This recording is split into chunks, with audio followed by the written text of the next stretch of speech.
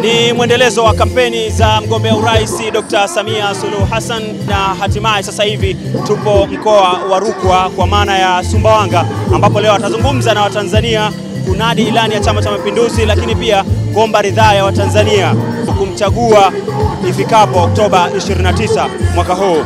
Moja ya vitu ambavyo anavizungumzia Dr. Samia Suluhu Hassan ni yale ambayo yamefanywa na serikali yake ambayo inamaliza muda wake kwenye upande wa huduma za kijamii, ikiwemo maji, elimu, afya pamoja na miundombinu, lakini pia kingine ambacho anakisisitiza ni Watanzania waweza kujitokeza kupiga kura ifikapo Oktoba 29. Nikiripoti kutoka kwenye kampeni za mgombea urais Dr. Samia Suluhu Hassan hapa Sumbawanga, mkoa wa Rukwa, naitwa Khamis Abdallah. Ndugu zangu wa Rukwa, leo tarehe 19 mwezi wa 10 tunahesabu tumebakiwa na siku 10 kabla ya uchaguzi mkuu. Sasa ule wakati ambao wananchi wote tumeusubiri kwa hamu ili tufanye maamuzi kuhusu viongozi tunaowataka unakaribia kufika. Na wale waliokuwa wanasema mwezi wa 10 tuna jambo letu, jambo linakaribia kufika. Ni siku 10 tuzijazo. Hivyo inabidi kila mmoja wetu ajiandae, kila mtu angalie kadi yake ya kupigia kura ilipo, aiweke vizuri. Na kwa kuwa siku hiyo itakuwa ni siku ya mapumziko, sote hatuna budi kuhimizana na kuhamasishana kutoka mapema ili tukatumie haki yetu ya kikatiba ya kupiga kura. 29 mwezi wa 10 oye! Kura oye! Asanteni sana.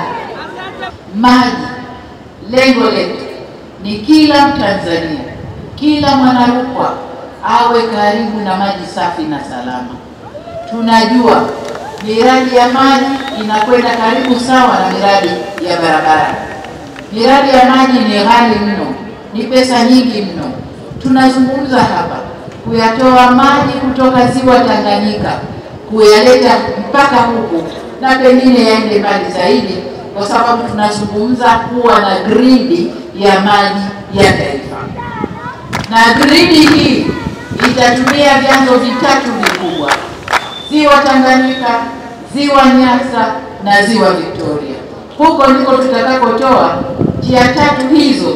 Tutakwenda mahali zikutane, tufanye maji ya gridi ya taifa, tuwe na storage, akiba au hifadhi, ndio neno zuri, hifadhi ya maji mengi ambayo hii ndio gridi yetu ya taifa. Pale wowote ukikosa maji, basi gridi inafanya kazi ya kugawa maji upande uliokosa maji. Kwa hiyo tunapozungumza maji safi na salama, hatutanii.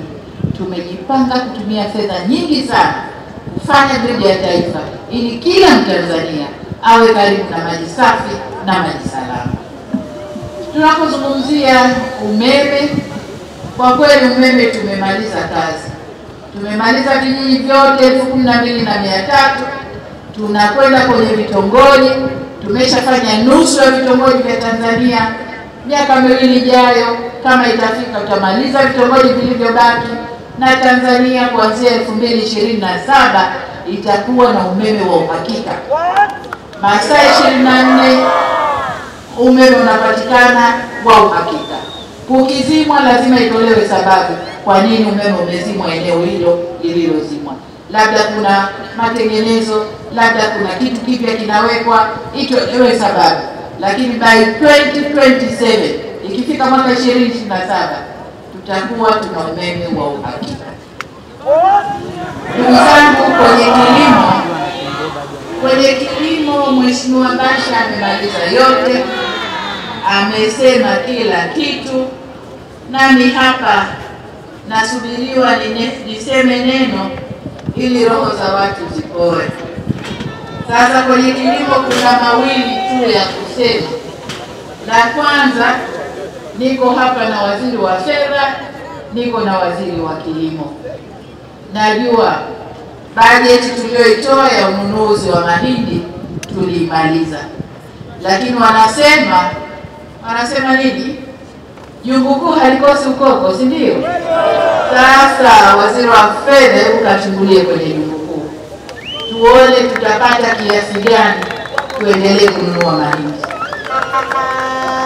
Tatizo ni kwamba tumetoa mbolea nyingi, watu wamezalisha, tumepima udongo, tumeleta ugani, watu wamezalisha kwa wingi.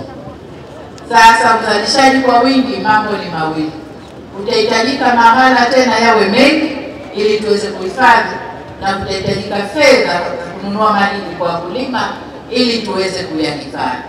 Sasa kwa bahati mbaya, upande wa pili hatujafanya vizuri sana, lakini angalau tukiweza kuuza nje tutapata nafasi ya kuhifadhi yale ambayo tutayanunua sasa hivi. Waombe kapekueni muone uwezekano tuendelee kununua mahindi kwa wakulima.